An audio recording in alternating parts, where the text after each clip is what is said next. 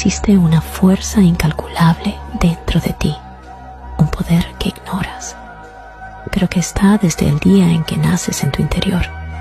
Te da fuerza, te vuelve noble, te mantiene honesto, te permite vivir con valentía.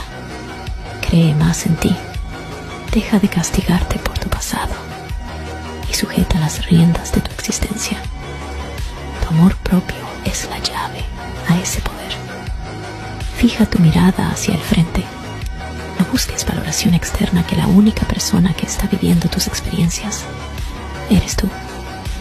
No olvides que eres una persona maravillosa. Cree en ti. Levántate de donde estás, que esto aún no termina. Tienes la grandeza del mismo universo. Y ahí estaré el día que la luz de tu existencia ilumine todo el firmamento.